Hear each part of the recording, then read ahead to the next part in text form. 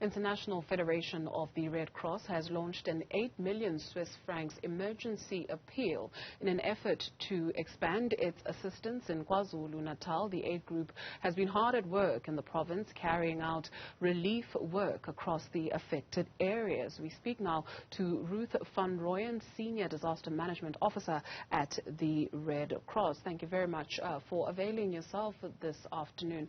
So it's quite a large sum when we take a look at it in South African rand. Where is this money going to? Okay, thank you so much, Duduzile, for having me. Indeed, it is quite a large sum of money, taking into consideration how many people have been affected.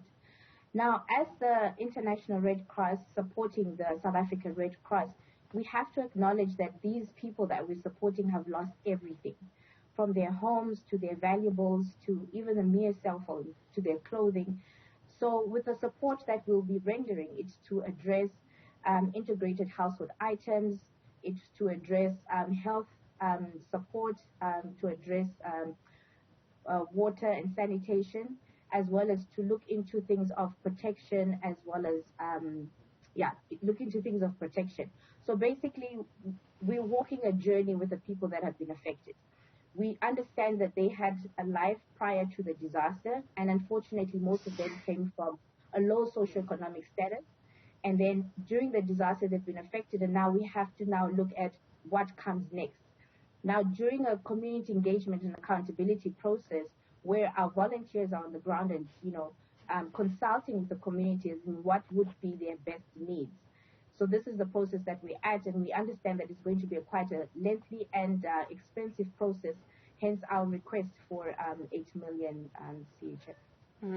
And on this journey with the affected people, as also the South African government has committed monies that will go towards relief and restoration in KwaZulu-Natal. Are these efforts with yourselves as aid organizations coordinated? Definitely so, Duduzile. It's a situation, as I've mentioned, I think in previous interviews as well, that the Red Cross works together, coordinated by the government. We sit on a joint operation committee where all efforts by NGOs are coordinated by the government. So this information has been shared with the government, and we've already identified, for instance, the evacuations that the South African Red Cross will be supporting. And additionally, the government is aware of the type of support that South African Red Cross will also be providing. So yes, it is a coordinated effort.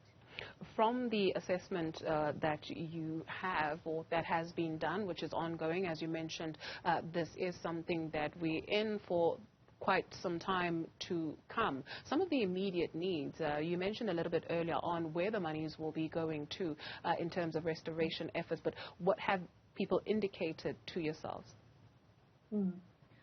Well, currently, taking into consideration that people lost everything, in as much as also the clothes that they have, and they only left with basically the clothes on their backs. So many of them have requested for warm clothing. Many of them have requested for basic hygiene items, such as like a bucket, your soap for washing, a hand cloth, toothbrush, toothpaste, roll-on, deodorant. Others, because there's children as well, so they're asking for nappies or Pampers, baby products. We're also taking into consideration that we're going into winter. So as I had mentioned, clothing with emphasis on warm clothing. And then also mattresses, blankets, and additionally clean food as well. Considering also that parts of Durban are currently undergoing water restrictions, some of them don't have water access. So also water is something that people are requesting for. The Red Cross does this in a number of countries in terms of relief efforts. One thinks of Mozambique in terms of heavy rains that batter that country continually, right? So the level of devastation that you're seeing in South Africa, and when you compare it to other parts of the continent and what you have seen, what would your assessment be? The difference with the South African disaster in comparison to, say, Mozambique is the area that has been affected. With this one in Durban, it's more of a localized impact, whilst in Mozambique, it's cutting across, different districts. So the magnitude of the impact is more in Mozambique as in comparison to South Africa.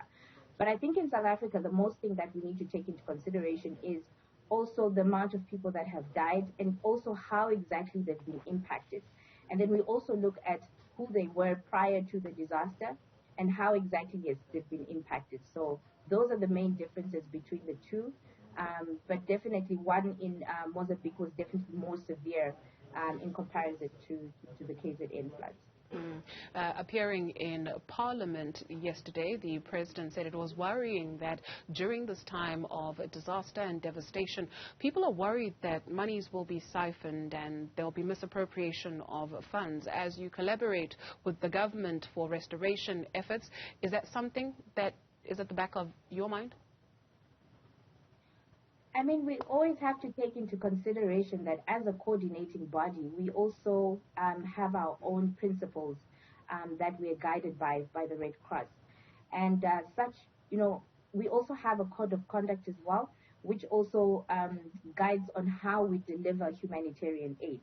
So, for instance, issues of transparency, issues of coordination, issues of accountability, those are things that we as the Red Cross strongly believe in and strongly value. So this is an aspect that we will be adhering to very strongly. Procedures are put into place to ensure that the money that is being requested goes exactly to the people that need it the most. Ruth van Rooyen is the Senior Disaster Management Officer at the Red Cross. Thank you very much for availing yourself this afternoon.